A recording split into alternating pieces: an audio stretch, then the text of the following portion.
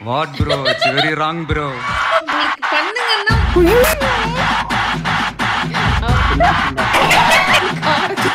What bro? It's very wrong bro. Wrong bro. Wrong bro. Wrong. What bro? வணக்கம். நீங்களே சொல்லுங்க. என்னது? Good Bad Ugly review. எனக்கு பர்சனலா பிடிச்சிருந்துச்சு. நான் தான் சொன்னல அந்த அது என்ன தியேட்டர் மெட்டீரியல் ஆக்சுவலி. ஆமா, ஒரு ஃபுல் தியேட்டர் மெட்டீரியல். எனக்கு வந்து பர்சனலா வந்து அவர் பண்ண காமெடி வந்து எனக்கு ஸ்பெஷலா பிடிச்சிருந்துச்சு. ஏன்னா நான் அது மாதிரி அவ்வளவா பார்த்தது இல்ல. அவரு அது மாதிரி காமெடி பண்ணி சிரிக்க வச்சது அது புதுசா இருந்த மாதிரி இருந்தது எனக்கு. ஏன்னா படத்துல வரும் என்ன ஒவ்வொரு சீன்ல தான் அந்த காமெடி வரும், இல்ல வந்து அந்த செகண்ட் ஹாஃப்ல அந்த காமெடி இருந்த மாதிரி எனக்கு ஒரு ஃபீலா இருந்துச்சு. நல்லா இருந்தது. சிம்பிளா சொல்லணும்னா இப்ப சில படங்கள்லாம் இங்கிலீஷ் மூவிஸ்லாம் இப்ப இன்ட்ரெஸ்டட்ல எல்லாம் சொல்றாங்களா ஐமேக்ஸ்ல போய் எக்ஸ்பிளைன் பண்ணுங்க அப்பதான் அந்த படத்தோட ஃபுல் ஃபீல் கிடைக்கும். அது மாதிரி இந்த படம் வந்து பெர்ஃபெக்ட் தியேட்டர்ல போயிட்டு தியேட்டர்ல ஃப்ரெண்ட்ஸோட சேர்ந்து அதுதான் மெயினா. தியேட்டர் போயிட்டு அஜித் ஃபேன்ஸோட உட்காந்து பாத்தீங்கன்னா தான் உங்களுக்கு அந்த ஒரு வைப் கிடைக்கும். மால்ல எல்லாம் போய் உட்காந்து பாத்தீங்கன்னா வேஸ்ட். அந்த படம் எதுக்காக எடுத்தாங்களோ அந்த ஃபீல் கிடைக்காது. நாங்க அப்படிதான் போய் மாட்டிக்கிட்டோம் மாலுக்கு போயிட்டு. பாப்போமா? ஒரு வழியா குட் பேட் அக்லி படத்தை பார்த்தாச்சு. தெரியல, நல்லா இருக்காங்க. பார்த்து ரொம்ப எதிர்பார்த்தேன்.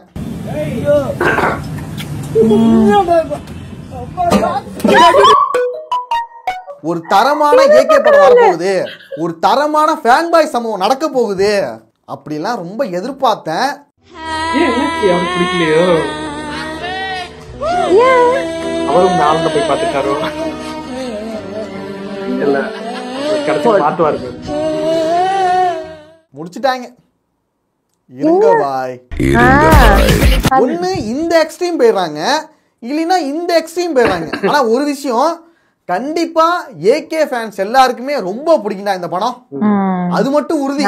ஆனா மத்தவங்களுக்கு இந்த படம் பிடிக்குமா பிடிக்காதா என்ன மேட்டருங்கிறத சொல்றேன். இப்பதான் உங்க வரலாறு எடுத்து பார்த்தேன். நீ பெரிய வில்லன்னு கேள்விப்பட்ட. ஃபர்ஸ்ட் இந்த படத்தோட ஸ்டோரி என்னன்னா, தன்னுடைய பையனுக்கு செய்த சத்தியத்தை காப்பாற்ற துடிக்கும் கேங்ஸ்டர் தந்தையின் கதை. இதுதான் ஸ்டோரி. இதுக்கு மேல நான் சொன்னா உங்களுக்கு வந்து சஸ்பென்ஸ் எல்லாம் போயிடும். ஆக்சுவலி நடுநாள நாம இருக்க மாதிரி சொல்லிடுறேன். எனக்கு அர்ஜுன் தாஸோட ஆக்டிங் வந்து ஆஃப்டர் இந்த கைதிக்கு அப்புறம் சில படங்கள் நடிச்சிருந்தாரு, நல்லா இருந்துச்சு. ஐ மீன் இதை சொல்றது இந்த மாஸ்டர்ல கூட இம்ப்ரெஸ் ஆகல. இன்னொன்னு ஒரு படம் பண்ணியிருந்தாருப்பா, ரசவாதி அப்படின்னு ஒரு படம் வந்துச்சா? ரசவாதின்னு ஒரு படம் பண்ணாரு. இன்னொரு படமும் ஏதோ அதே மாதிரி ஒன்று பண்ணியிருப்பாரு. ரெண்டு படத்துலயுமே ஆக்சுவலி நல்லா பண்ணியிருந்தாரு. பட் அந்த படம் இன்னும் நான் பார்க்கணும். அதுவும் பட் இந்த படத்துல அவரோட ஆக்டிங் வேற லெவல்ல இருந்துச்சு. ஆமா, இன்னொன்னு என்ன பண்ணிருந்தாங்கன்னா ஒரு படத்துல ஈக்குவலா இருந்துச்சு. எந்த அளவுக்கு நீங்க வில்லனை வந்து ஹைலைட் பண்ணி அவனுக்கு நல்லா ரோல் வருது அப்பதான் ஹீரோ வந்து வெயிட்டா தெரியும். அது நிறைய மூவிஸ்ல அந்த தப்பு பண்ணிடுவாங்க. இப்ப விஜய் சாருக்கோ இல்ல அஜித் சாருக்கோ வில்லன் போடும்போது என்ன பண்ணுவாங்க, இந்த மாதிரி ஃபுல் கமர்ஷியல் படத்துல டம்மி ஆக்கிடுவாங்க. அந்த வில்லன் டம்மி ஆகுறப்ப ஹீரோ வந்து நம்மளுக்கே ஃபீல் வராது, ஹீரோ ஈஸியா நான் வந்து தோக்கடிச்சிடுவான். ஸோ கொஞ்சம் அந்த வில்லன் வெயிட்டேஜ் ஏத்ததான் அந்த ஃபீல் நம்மளுக்கு கிடைக்கும். இல்ல வந்து ஆக்சுவலா அது ரொம்ப வில்லனுக்கு வெயிட்டேஜ்னு இல்ல, ரொம்பவும் மொக்கையாவும் இல்ல, ஒரு எப்படி சொல்றது ஈக்குவலா இருந்துச்சு. ரெண்டு பேர்த்தோட கேரக்டருமே கரெக்டா இருந்துச்சு. அதனாலயே நம்மளுக்கு வந்து ஒரு என்கேஜ் அதுல அந்த விஷயத்துல கிடைச்சிச்சு. இந்த அளவுக்கு நடிப்பாருன்னு நான் எதிர்பார்க்கல. இந்த அளவுக்கு காமெடியாவும் இது வரைக்கும் காமெடி பண்ணது இல்ல தெரியுமா இவரு அர்ஜுன் தாஸ். இதுலயுமே பெருசா இதுல கொஞ்சம் அந்த காமெடியா பண்ணாரு, நல்லா இருந்துச்சு அது. அதான் அது என்னன்னா விஜய் சரி, அஜித்தும் சரி, அர்ஜுன் தாஸும் சரி புதுசா பார்த்த மாதிரி இருந்தது. அவங்களுக்குன்னு ஒரு இது வச்சிருப்பாங்கல்ல, அதை தாண்டி ஒரு மீட்டர் ஏறி அவங்க நடிச்ச மாதிரி இருந்தது. நல்லா என்ஜாய் பண்ணி நடிச்சிருக்காரு. அது மட்டும் அப்புறம் வந்துட்டு ஸ்பாயிலர் ஆயிடும், அதனால நான் சொல்ல மாட்டேன். எனக்கு ஒன்றும் இல்லை, வேற எதுவும் இல்லை. So sweet. ஃபர்ஸ்ட் ஏகே இந்த படத்தோட ஒரு பெரிய பாசிட்டிவே அவர்தான், அவர் மட்டும்தான். ஒவ்வொரு சீன்லயும் சும்மா செதுக்கிருக்காங்க. பால்டப்பா சொன்ன மாதிரி தான் எல்லா லுக்குமே தாறுமாறு. பயங்கரம். ஆதித்ய ரவிச்சந்திரன் வந்துட்டு ஒரு பயங்கரமான தலை ஃபேன் போல. சீன் பை சீன் அவரை எப்படியெல்லாம் ரசிக்கணும்னு நினைச்சாரோ அது எல்லாத்தையுமே செதுக்கியிருக்காரு. ஏகேவோட காஸ்டியூமா இருக்கட்டும் எல்லாத்தையுமே மிரட்டிட்டாங்க. ஆனா என் பையனுக்கு ஒண்ணுனா விட்டதை தொட்டுதானே ஆகணும். ஓவரால் பார்த்தா இந்த படம் ஃபுல்லா ஏகே ஏகே ஏகே தான். படமே ஏகே தான், படம் முழுக்க ஏகே தான், எல்லாமே ஏகே தான். அதுக்கப்புறம் இந்த படத்தில் நடிச்ச நடிகர்கள் த்ரிஷா, அர்ஜுன் தாஸ், சுனில், பிரபு, பிரசன்னா, ஜாக்கி ஷராஃப், பிரியா பிரகாஷ் வாரியர், ரெடின் கிங்ஸ்லே, யோகி பாபு இவங்க எல்லாருமே நல்லாவே நடிச்சிருந்தாங்க. அவங்களுக்கு கொடுக்கப்பட்ட அந்த சின்ன ஸ்பேஸ்ல சின்ன ரோல்ல நல்லாவே நடிச்சாங்க. இந்த படத்துல நடிச்ச எல்லா கேரக்டர்ஸுமே ஏதாச்சும் ஒரு டைம் ஆச்சும் ஏகேவை பத்தி ஒரு பில்டப் டயலாக் பேசிடுவாங்க. ஏகே வராரு வடி விடுறாங்க. ஏகே ஒரு ரெட் டிராகன். அடுத்து இந்த படத்துல நிறைய பேர் சின்ன சின்ன ரோல் கொடுத்திருந்தாங்க. அதுல எனக்கு தெரிஞ்சு சிம்ரன் ரோல் வந்து பெர்ஃபெக்ட்டா செட் ஆனிச்சு, நல்லா இருந்துச்சு. அந்த கேரக்டர் வந்து சின்ன ரோலா இருந்தாலும் யூஸ் ஆனிச்சு நல்லா. ஆனா யோகி பாபு ரோல் வந்து எனக்கு எதுக்கு அந்த வேஸ்ட் பண்ண மாதிரி ஒரு ஃபீல் ஆயிடுச்சு கிட்டத்தட்ட.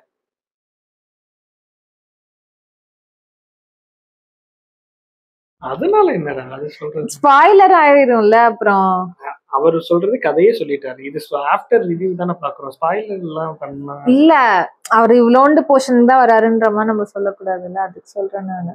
அவர் வெறும் கதையை தான் சொன்னாரு, இவங்க நடிச்சிருக்காங்கன்னு தானே சொல்றாங்க, அதுக்கு சொல்றேன் நான். அப்புறம் அதுக்கு வந்து சொல்லுவாங்க டைரக்டர் ஆதித்ய ரவிச்சந்திரன். அவரோட மார்க் ஆண்டனி படம் உண்மையாவே நல்லா இருந்துச்சு, ஒரு தியேட்டர் மெட்டீரியல் படமா இருந்துச்சு. சரி அந்த வைப்ல இருக்கும் அப்படின்னு சொல்லிட்டு தான் நான் எதிர்பார்த்தேன். ஆனா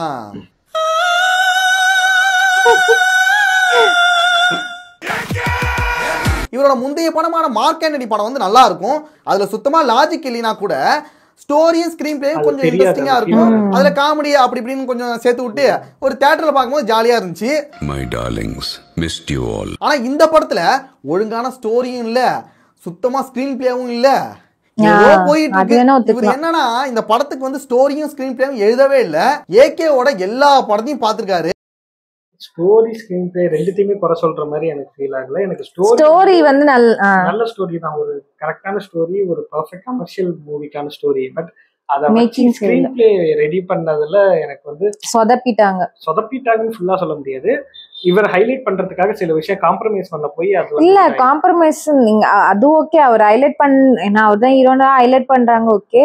சில இடத்துல எல்லாம் வந்து எப்படி சொல்லுது பிளாங்கா விட்ட மாதிரி இருந்துச்சு எனக்கு. சில இடம்லாம் எப்படின்ற மாதிரி இருந்தது.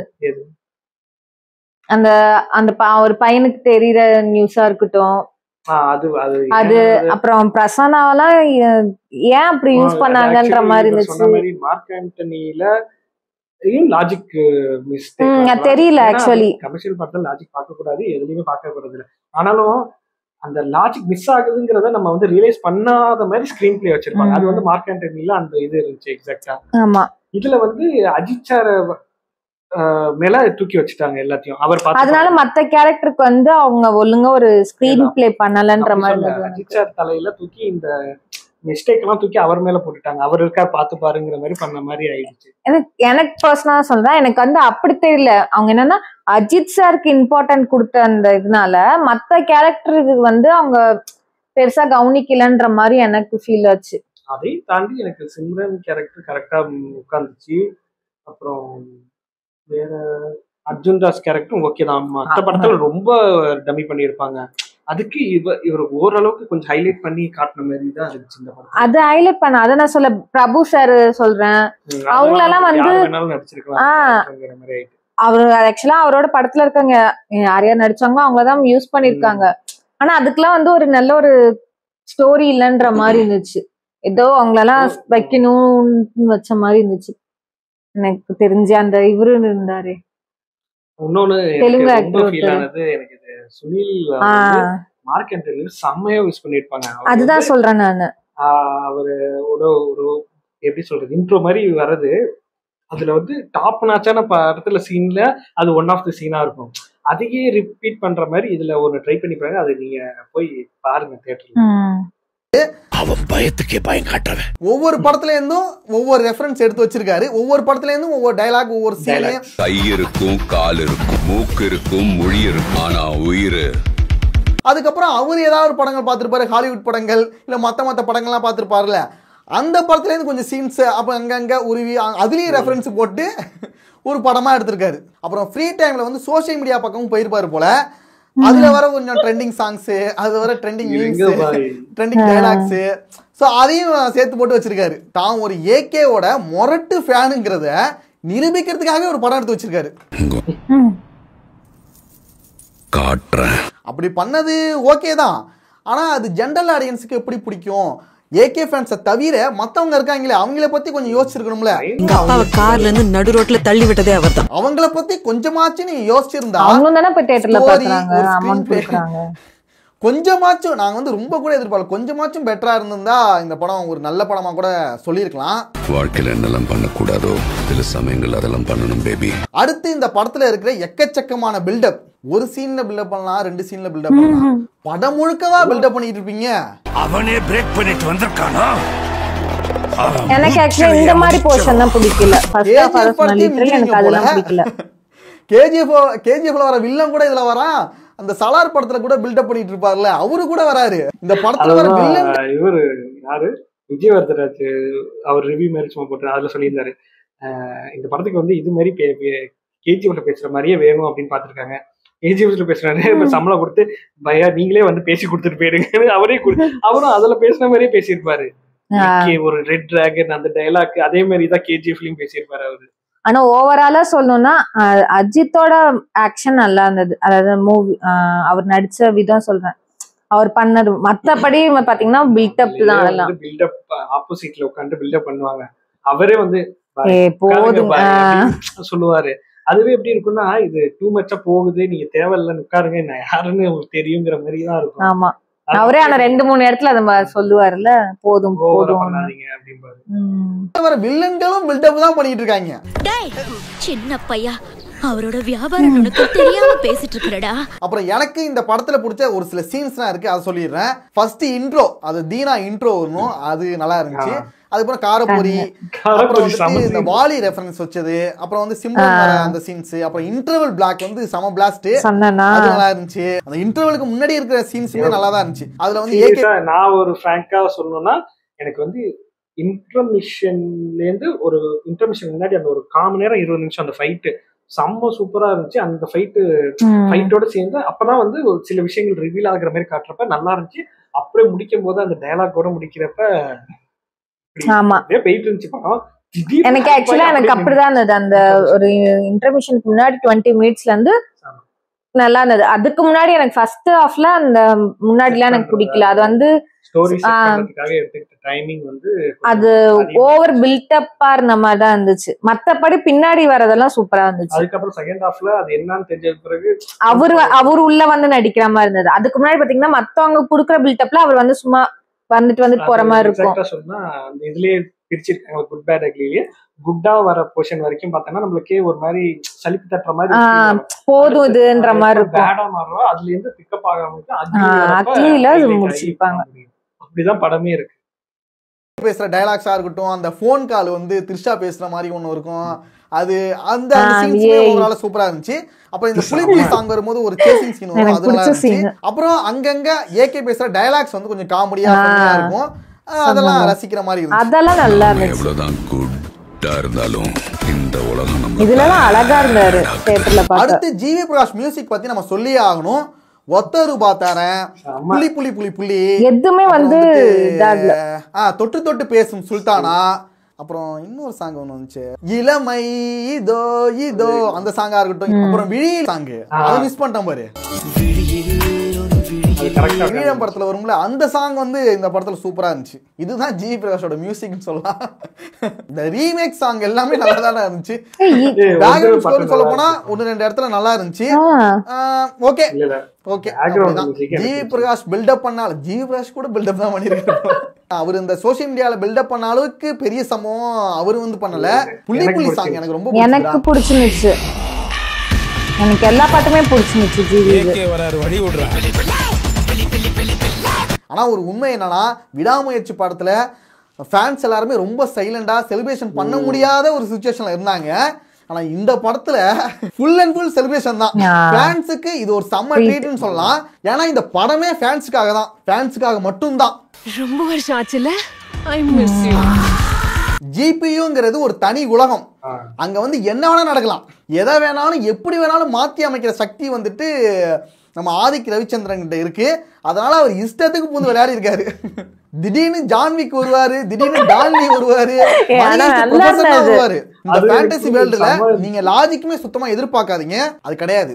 10 கிலோ கறி வேணும் பாய். இருங்க பாய். இந்த படத்தோட ஒரு மெயின் கோரே அப்பா பையன் சென்டிமெண்ட் தான்.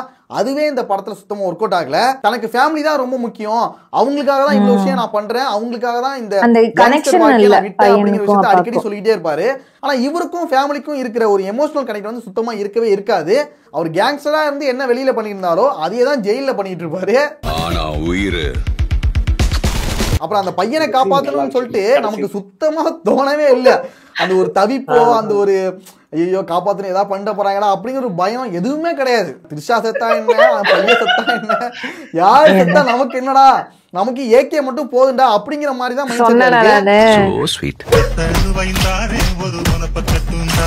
எனக்கு என்ன தோணுதுன்னா, இந்த படம் வந்துட்டு ஏகேவே சொல்லியிருப்பாரு போல, பாவம் நான் வந்து ஃபேன்ஸுக்காக இது வரைக்கும் நான் எதுவுமே பண்ணல, தலைன்னு பாசமாக கூட்டிருந்தாங்க, அதையும் நான் சொல்லக்கூடாதுன்னு சொல்லிட்டேன். அப்புறம் ரசிகர் மன்றம் வச்சுருந்தாங்க, அதையும் நான் வேணான்னு கலைச்சிட்டேன். இப்போ கூட கடவுளே அஜித்தேன்னு சொல்லிட்டு இருந்தாங்க, அதையும் நான் வேணான்னு சொல்லிட்டேன். சரி கடைசியாக அவங்களுக்காக, அவங்க ரசிக்கிற மாதிரி அவங்களுக்காக மட்டும் ஒரு படம் பண்ணுவோம், அவங்களுக்கு பிடிச்ச ஒரு படமா பண்ணணும் அப்படிங்கிறதுக்காகவே இந்த படம் பண்ணிடுறாங்கன்னு நினைக்கிறேன். ஆனா என் பையனுக்கு ஒண்ணுனா விட்டரை தொட்டு தானே ஆகணும். ஓகே, நான் கடைசியாக என்ன சொல்ல வரேன்னா, நீங்க ஒரு தலை ஃபேனா இருந்தா கண்டிப்பா இந்த படத்துக்கு போங்க, கண்டிப்பா மிஸ் பண்ணிடாதீங்க. ஏன்னா நீங்க ஜாலியா செலிப்ரேட் பண்ணி பாக்குற ஒரு படம் தான் இது. ஏன்னா இந்த மாதிரி படம் இதுக்கப்புறம் வருமானு தெரியாது, அதனால மிஸ் பண்ணிடாதீங்க. அதுக்கப்புறம் ஜென்ரல் ஆடியன்ஸ் இருக்கீங்களே, அவங்கள பொறுத்த வரைக்கும் நான் என்ன சொல்லுவேன்னா, உங்களுக்கும் ஏகேவை பிடிக்கும், நான் வந்து ஜென்ரல் ஆடியன்ஸாக இருந்தால் கூட எனக்கு ஏகே படம் பிடிக்கும், பழைய படங்கள்லாம் ரொம்ப பிடிக்கும் அப்படின்னு நினைக்கிறவங்க இந்த படத்துக்கு போங்க. மற்றபடி சொல்லணும்னா இந்த படத்தில் வந்து பெருசாக ஸ்டோரி இருக்காது, ஸ்க்ரீன் பிளே இருக்காது, ஒன்லி ஏகே மட்டும்தான். நான் கூட இவர் ஆக்சுவலி அஜித் ஃபேன் எனக்கு தெரிஞ்சு, அதனால சும்மா பிளைண்டா சொல்லிடுவாங்க. ஆனா கொஞ்சம் என்னென்ன இருக்கோ அதை பார்த்து சொன்ன மாதிரி தான். ஆனா அதான் சொல்றேன்ல, அவர் சொன்னது நிறைய எனக்கு அடாப்ட் ஆன மாதிரி. ஆக்சுவலா என்னன்னா, அஜித் சாரோட ஃபேனுன்றதோட நீங்க பழைய அஜித் பார்க்கணும், அவரோட மூவிஸ் அந்த ஒரு இது பார்க்கணும்னா கண்டிப்பா போய் பார்க்கலாம். எனக்குமே நான் அதான் சொல்றேன்ல, அந்த இன்டர்வல் மிஷனுக்கு முன்னாடி 20 மினிட்ஸ்ல இருந்து படம் எனக்கு பிடிச்சிருந்துச்சு. ஏன்னா அதுக்கப்புறம் தான் அவரு உள்ள இன்வால்வ் ஆகி ஓவரா நடிக்கிற மாதிரி இருக்கு. அதுக்கு முன்னாடி பாத்தீங்கன்னா சும்மா பில்டப் தான் இருக்கும், எல்லா பில்டப்பும் ஓவரா எல்லாருமே பில்டப் கொடுப்பாங்க அதுல அந்த படத்துல. அதுக்கப்புறம் அவர் நடிக்கிறது நல்லா இருந்துச்சு ஓவராலா. அவர் சொன்னது வந்து இப்ப அஜித் ஃபேன்ஸா இருந்தா போய் பாருங்க. எனக்கு என்ன ஃபீல் ஆச்சுன்னா, அஜித் ஃபேன்ஸ்க்கு மட்டும் பிடிக்கிற மாதிரின்னு இல்லை, அதாவது சில பேர் விரும்பி பார்ப்பாங்க, நான் அந்த மாதிரி பார்ப்பேன். அதாவது ஹீரோ பில்டப் சீன்ஸ் எல்லாம் வந்து நான் கதையவே விட்டுருவேன், கதையை விட்டுட்டு ஹீரோ பில்டப் சீன்ஸ் சில மூவிஸ்ல இருக்கிறத மட்டும் நான் ஹைலைட் பண்ணி நான் படம் இதுல ஓடிடில வந்ததுக்கு அப்புறம் கூட ரிப்பீட்டா சும்மா பார்ப்பேன். அப்படி பாக்குறவங்க, அப்படி என்ஜாய் பண்ணி பாக்குறவங்களுக்கு இந்த படம் உண்மையிலேயே ஒர்க் அவுட் ஆகும் கண்டிப்பா. ஆனா மெயினா என்னன்னா, ஃபேன்ஸோட உட்காந்து பாத்தீங்கன்னா மட்டும்தான் அந்த வைப் பண்ண முடியும் உங்களால. சொல்றது கண்டிப்பா தியேட்டருக்கு போய் இந்த படத்தை பாருங்க. நீங்க வந்து வெளியில அப்புறமா ஓடிடில வட்ட பாக்கணும்னு வெயிட் பண்ணீங்கன்னா இந்த உங்களுக்கு இந்த சூடு வந்து அதுல கிடைக்காது. தியேட்டர்ல பாக்குறது போய் அதை அவங்களோட கத்தி அந்த என்ஜாய் பண்ணி பாக்குறப்ப கிடைக்கிற அந்த ஃபீல்காக மட்டும்தான் இந்த படமே. அதுக்கப்புறம் நீங்க வந்து தியேட்டர்ல ஓடிடில பாக்குறதுலாம் வந்து நீங்க தனியா அவரை ரசிக்கிற மாதிரிதான் இருக்கும். அது வந்து அவரோட காஸ்டியூமா இருக்கட்டும், கெட்டப்பா இருக்கட்டும், அது வந்து நீங்க தனியா ரசிக்கலாம். அது மாதிரிதான் நடிச்சிருக்காரு.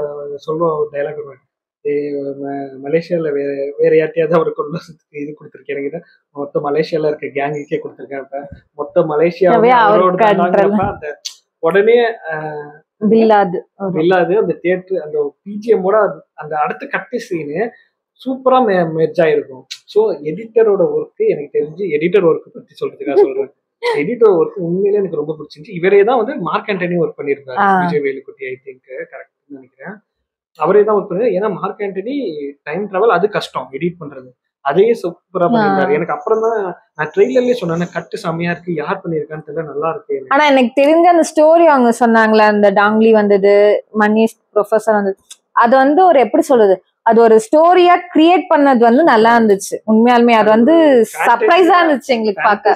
இருந்தாலுமே அது என்ஜாய் பண்ணலாம்.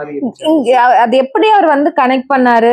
ஆக்சுவலா ஸ்டோரி வந்து செட் ஆனது மாதிரிதான் எனக்கு தோணுச்சு. அது எப்படி அவர் கனெக்ட் பண்ணி எடுத்துட்டு வந்தாருன்னும் போது எனக்கு அது ரொம்ப ஷாக்கா இருந்துச்சு. ஏன்னா வேகமா இந்த இதெல்லாம் போன மாதிரி இருந்தது. நைட் ஷோ போனோமா, ஈவினிங் ஷோ போனோமா, அதுக்கு முன்னாடி 2-3 சில விஷயங்கள் வந்து வெளியில அந்த நெட்ல வந்து வந்துருச்சு. இது மாதிரி இந்த எனக்கு தெரியாது. பேசுவாங்க.